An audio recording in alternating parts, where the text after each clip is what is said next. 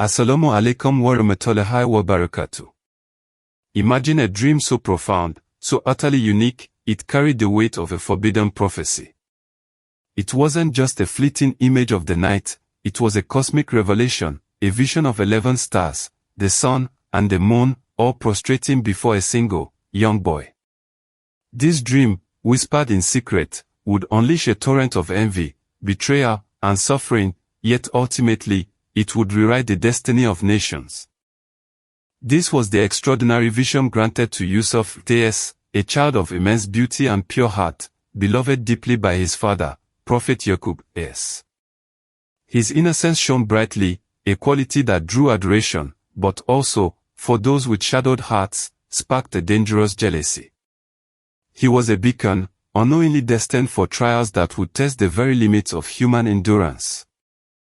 Yaqub, was a prophet of Allah SWT, a man of profound wisdom and unwavering faith, blessed with 12 sons. But among them, Yusuf, and his younger brother held a special place in his heart. This profound affection, though natural for a father, unwittingly became a source of simmering resentment among his older, stronger brothers, who felt overlooked and undervalued. One morning, still awestruck by his nocturnal vision, young Yusuf, approached his father. "Oh my father," he began, "indeed, I saw 11 stars and the sun and the moon, I saw them prostrating to me." His voice was filled with wonder, unaware of the profound implications, or the dangerous secret he was about to reveal, a secret that would echo through generations. Yaqub, a man of divine insight, immediately recognized the prophetic significance. It was not a mere dream, but a clear sign from Allah SWT.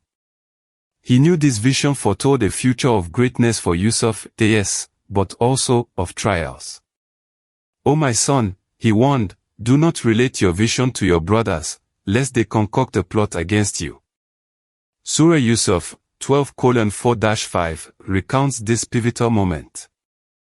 But the seeds of envy had already been sown.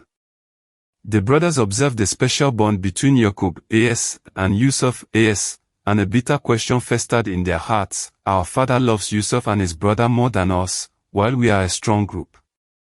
This perceived injustice, magnified by their own pride, began to poison their thoughts, turning affection into resentment. Their counsel grew dark. They began to plot, not merely to diminish Yusuf's standing, but to entirely remove him from their father's sight. Their options ranged from banishment to a more sinister fate. The air around them grew heavy with unspoken malice, each brother feeding the other's resentment, solidifying a terrible decision that would haunt them for decades. Finally, a plan was forged: kill Yusuf or cast him out to some distant land, then your father's attention will be free for you, and thereafter you will be righteous people. Their logic twisted, believing a great sin could be absolved by future good deeds. They approached their father, masking their true intentions with innocent smiles and feigned concern. They requested permission to take Yusuf, with them to graze their flocks, promising to protect him. Yaqub, was initially hesitant, his prophetic instinct sensing danger. "Indeed, it saddens me that you should take him, and I fear that a wolf would devour him while you are heedless of him." His words, tragically, foreshadowed their own deception. Despite his apprehension, the brother's persistent pleas and assurances eventually swayed him. Perhaps he hoped a day spent with his siblings would foster brotherhood. So, Yusuf, was entrusted to their care, unknowingly walking into the most profound betrayal of his young life. The desert, once a symbol of freedom, would soon become a place of abandonment. Far from their father's watchful eyes, deep in the desolate wilderness, the brothers' true intentions surfaced. They stripped Yusuf, of his tunic, the very garment that signified his father's affection, a cruel act designed to remove every trace of his cherished status. His pleas, his cries, were met with cold indifference. They led him to an ancient, abandoned well, its dark mouth a gaping maw in the earth. The silence of the desert was broken only by the boy's desperate pleas: swallowed by the vastness. This was the depth of their malice, to discard their own brother into a forgotten pit, leaving him to an uncertain, terrifying fate. With cold resolve, they lowered Yusuf, as, into the abyss. Each inch of the descending rope was a severing of family ties, a descent into the unknown. He was a child, alone, cast into a deep, dark solitude, his only companions the echoes of his own fear and the profound silence of the earth around him. Yet, Allah's promise was with him. Having committed their heinous act, the brothers turned their backs on the well, on Yusuf, and on their own consciences.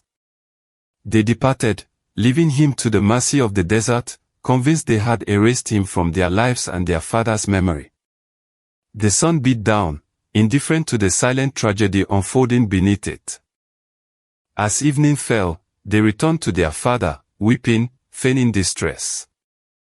In their hands, they carried Yusuf's tunic, stained with fabricated blood.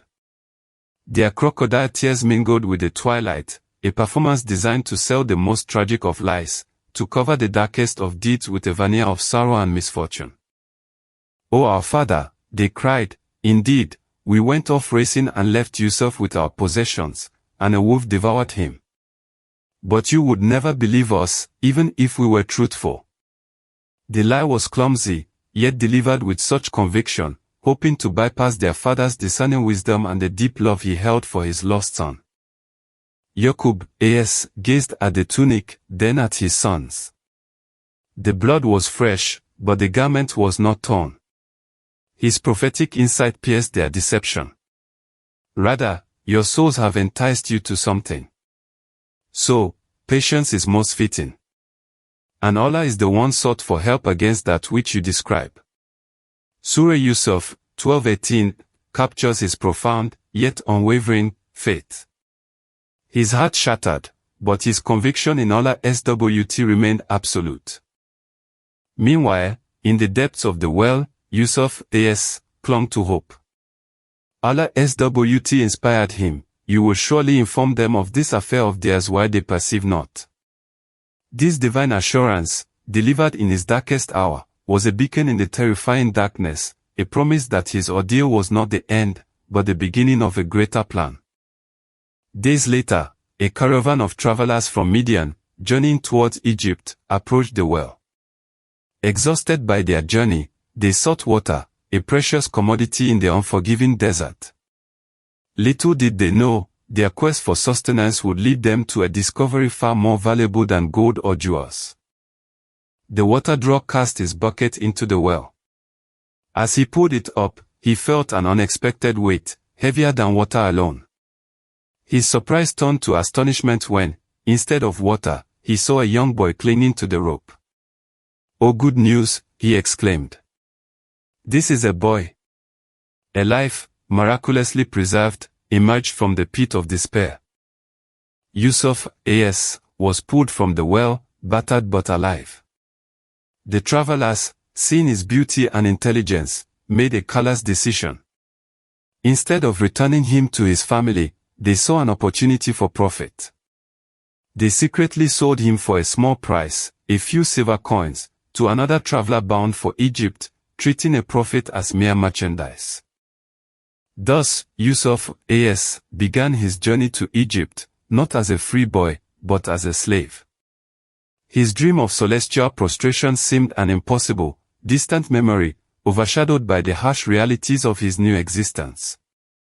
Yet, this very path, paved with betrayal and hardship, was precisely the route Allah's had ordained for his destiny to unfold. The dream, once a source of envy, now became a hidden strength. Though separated from his family and sold into servitude, the divine promise remained.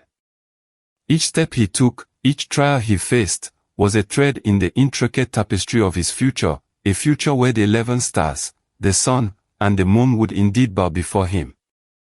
The man who purchased him in Egypt was Al-Aziz, a powerful minister. Allah's tells us, "And thus we established Yusuf in the land that we might teach him the interpretation of events." And Allah is predominant over his affairs, but most of the people do not know. Surah Yusuf, 12:21. The stage was set for a truly epic transformation. The story of Yusuf, AS, reminds us that even in our deepest valleys of despair, Allah's SWT's plan is always at work. The trials are not punishments, but pathways. The betrayal, the abandonment, the slavery, each was a necessary, painful step towards a magnificent destiny, a testament to the power of patience and unwavering faith in divine wisdom. The journey of Yusuf, AS, is a profound lesson in patience, resilience, and the ultimate triumph of truth. If this cinematic journey moved your heart, please offer a like to this video to help our channel reach more brothers and sisters seeking inspiration. Subscribe to Sacred Ayat for more cinematic Quran stories that illuminate our faith. Share this story as Sadaqah with someone who needs its powerful message, and comment below to let us know which prophet story you'd like us to uncover next. Wassalamu alaikum wa rahmatullahi wa barakatuh.